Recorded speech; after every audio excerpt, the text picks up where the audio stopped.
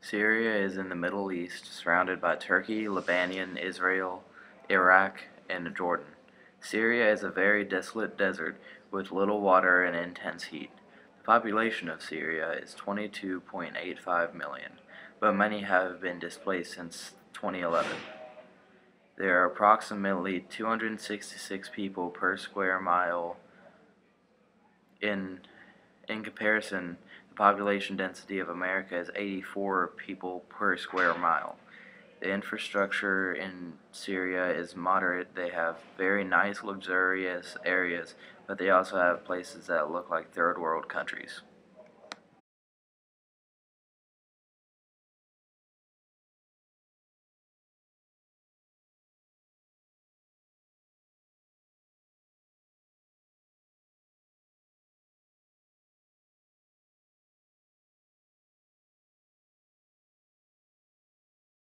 A group of teenagers were arrested and brutally tortured after they painted revolutionary slogans on the school walls of a small Syrian town. A small group of protesters in the street were opened fire upon, and several were killed. This made even more protesters go to the streets nationwide through Syria to protest the government. The killings continued, so the rebels took up arms, first to defend themselves and then to expel local security. Each side have used extreme measures, so every fight has increased in size. Protesters turned into a militia and then into an army. The rebellion doesn't end until al-Assad is out of commission. These are some of the leaders in the regime with al-Assad in the black suit. The regime are forces fighting for President Bashar al-Assad. His main supporters are from the Alawite minority. Their tactics are dropping barrel bombs, infantry force, and brute force. Weapons are artillery, air power, and an array of guns. The rebels are forces fighting against President Bashar al-Assad's regime. The tactics are suicide bombings, brutality, and guerrilla warfare. The weapons they use guns, explosives, and artillery as well. Both sides have heavily armored tanks and armored vehicles. Countries that support the regime are Russia, Iran, Hezbollah, Venezuela, North Korea, Algeria, Iraq, and Lebanon. Countries that support the rebels are United States, France, Britain, Turkey, Arab League, Qatar, Jordan, and Saudi Arabia. These are chemical weapons that both sides have used. Using chemical weapons is a very bad war crime, and both sides have committed to it.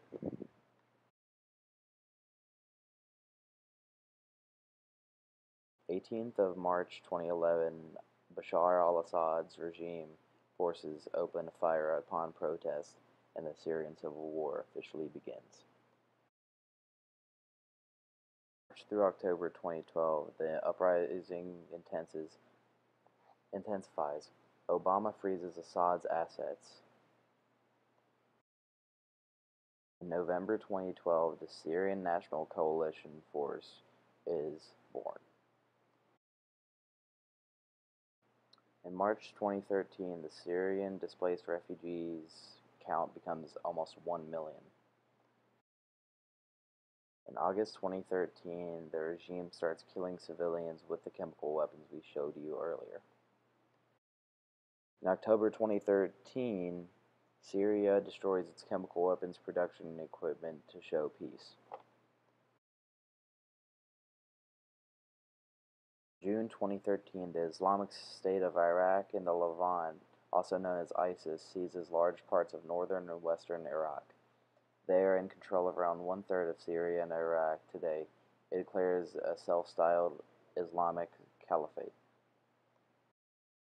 November 18, 2015, the UN meets to find a resolution to this conflict. The United States and 5 Arab countries launch airstrikes at ISIS currently. This is what a UN meeting would look like and how it looked like when they were deciding the resolution of the Syrian civil war.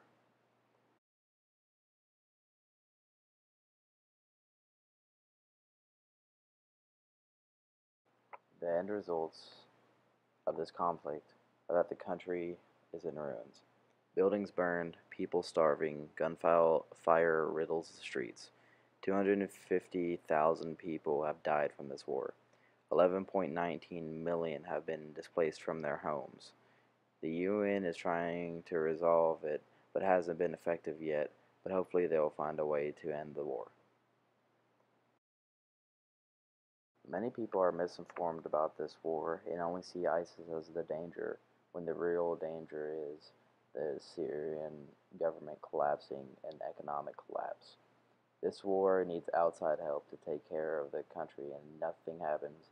It is going to be a war zone and a desolate wasteland of bullets and artillery shells. They will economically, politically, and publicly collapse if no countries help anymore.